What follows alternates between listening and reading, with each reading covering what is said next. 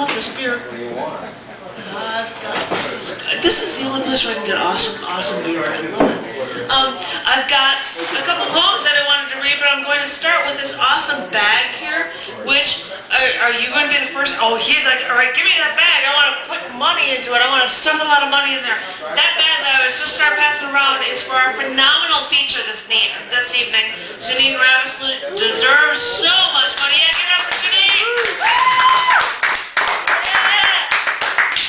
And he's like, give me money, I want to start putting money in there. So I'm going to read a couple short pieces off of a book that was just put into an ISBN number book. This book is called Living in Chaos. And this poem I haven't ever read at the cafe before. It is something I read at Coffee Chicago years ago, and it is called 10 Minutes. I watched a cartoon where a boy was caught stealing. He stole a game for himself, and he made up for it to his mom by getting a picture of himself in a frame. And his mom was so proud. And all I could think was that I stole something once, and my parents made me feel like hell for it. And I wasn't getting a game for myself. I was getting them Christmas presents. Everyone made me feel as if I had to spend as much money as everyone else, and everyone else had a job, and they were an adult, and I was a kid, and I was 12, and I had 15 people to buy presents for. But I was getting them presents because they made me feel like I had to be more than an adult to compete with them, to compete for them. And it never won. And I never won. And I'm still not winning. So is this part of why I'm so messed up? So is this part of why I'm over and over achiever? Is this why I do so much? Is this why I feel the need to always succeed? I always do. But is it always at my cost?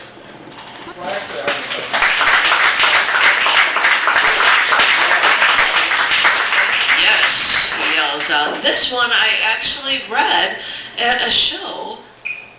How do I get there? Here at the cafe years and years ago, and I think that John Yadko actually read this somewhere because I think he liked this piece. This is a short one called Lambs to Heaven's Gates. They tell you that the meek will inherit the earth.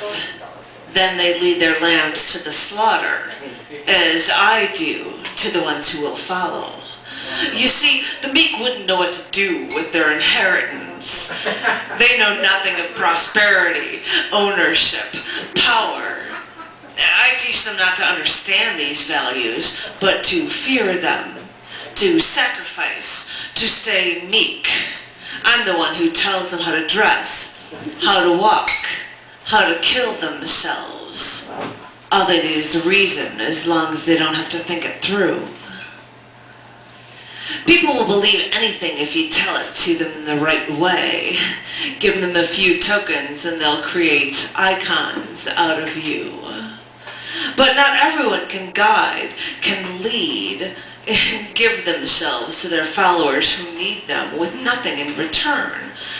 Like the stars, which seem so small, so meek from here, yet are unfathomable, uncontrollable.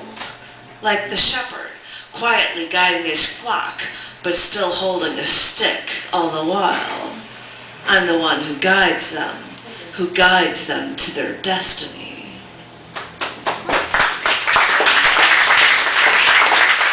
Thank you. You're a bunch of phenomenal readers this night. So I'm going to call up for some.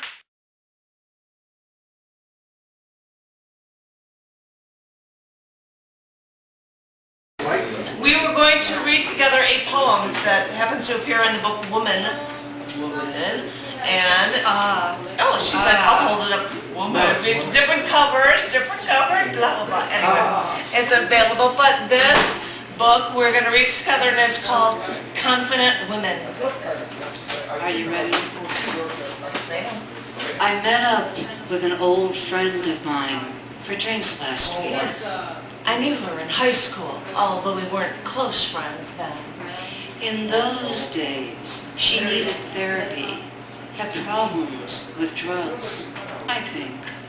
Or else it was just family problems. I was a bit insecure myself, shy, meek, scared of life. Since those days, we matured. We're now more independent, self-confident, self-assured women. It was good to see her again. She just came back from camping in Australia. Although physically I had gone nowhere, we both had our stories to tell over a bottle or two of wine. And we gossiped. She told me of the handsome Australian man she fell for. I told her of the roller coaster I call my romantic life, and we laughed. And then the gossip changed. Her voice lowered, and sounding stern but quiet, she told me of how a man broke into her apartment one night last summer and tried to rape her, and after kicking and screaming in her underwear, she managed to break free and her attacker escaped. She told me they found the man, and the trial is scheduled for later in the month. And she sat there with her wine glass in her hand, looking so confident, as if she knew she won this battle. Trying to not sound corny, I told her I could give her a hug. And she leaned on my shoulder and she cried, hiccuping, as she tried to catch her breath. They would make her recount everything on the stand, she said, and the defense lawyers would try to make her sound promiscuous because she slept alone in her underwear. I told her I would go with her to the trial. I told her she is winning by speaking out. Self-assured women. Confident women. How confident are we supposed to be?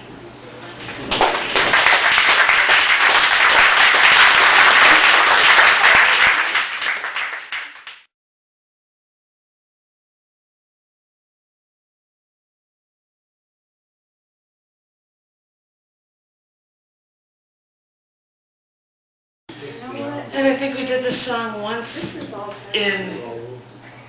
over a decade ago in a video when I was in a bathtub. A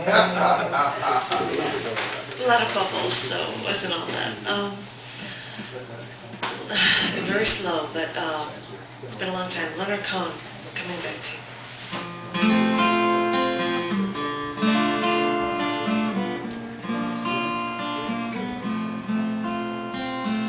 Maybe I'm still hurting. I can't turn the other cheek. 'Cause you know that I still love you. It's just that I can't speak. I looked for you and everyone. They called me on that too. I lived alone, but I was only coming back to you.